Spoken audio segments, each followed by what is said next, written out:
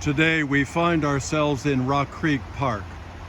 You see Rock Creek right next to our path, and then Rock Creek Parkway will be to the right. You'll see the cars passing, and as we proceed forward, you'll see Oak Hill Cemetery to our left. Today's gospel text tells us that, quote, at that time, so many people were crowding together that they were trampling one another underfoot, end quote.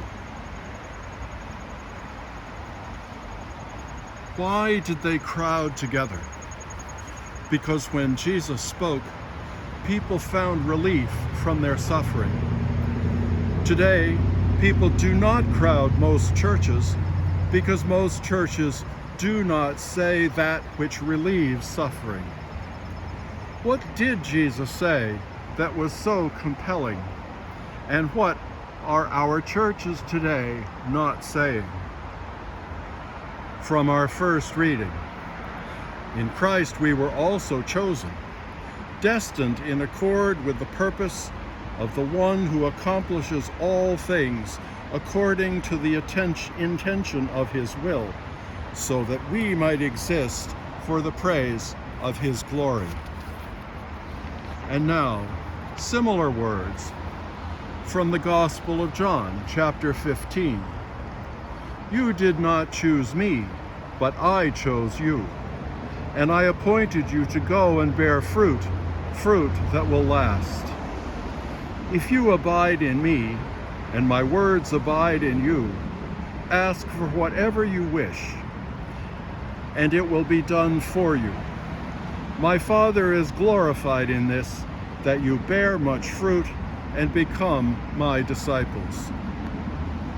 Imagine the impact of those words on the poor, downtrodden people of Jesus' own day.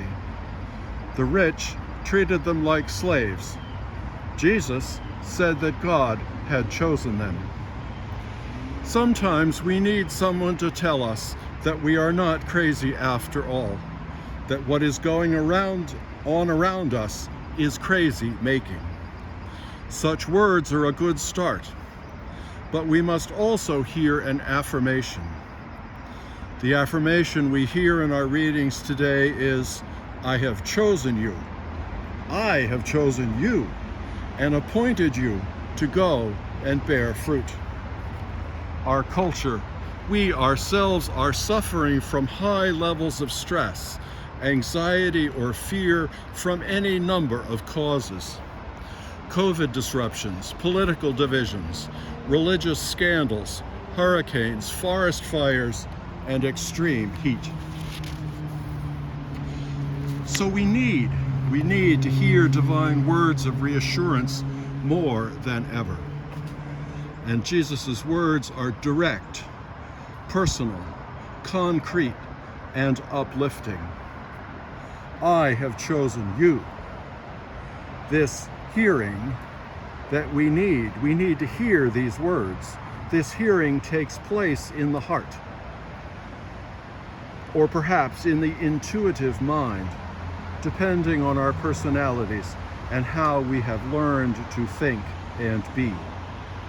Often, it will be more of an awareness, a realization that begins without words and becomes words as we live with it. The awareness, the realization, may be that we are in the right place, that it is good for us to be here right now, that life is good, that creation is a blessing.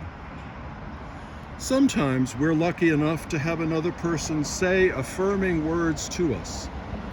Sometimes, if they are indirect, by way of a greeting or a way of acknowledging us. My long-term spiritual director, who was an austere Irishman, probably the only one of that kind, often said to me after an hour's conversation, Ben, I have enjoyed every single word of this conversation. The first time he said it, I was speechless, in part because he normally said nothing of the kind, and in part because the affirmation was so astounding. This is how Jesus spoke. It's what people heard, and they reacted to him with hopeful enthusiasm.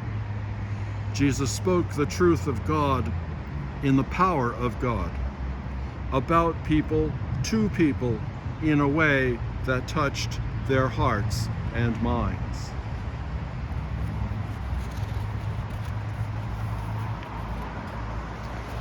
His adversaries heard this same truth, but being so differently motivated, they reacted with anger and vengeance. We can speak Jesus' way. St. Paul calls it speaking the truth with love, especially if we understand the truth and love as God's truth and love for which we need to pray every day.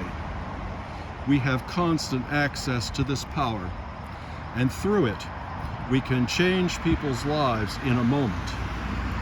Let's pray to hear Jesus' call today to be our fullest selves and to share his fullness with everyone.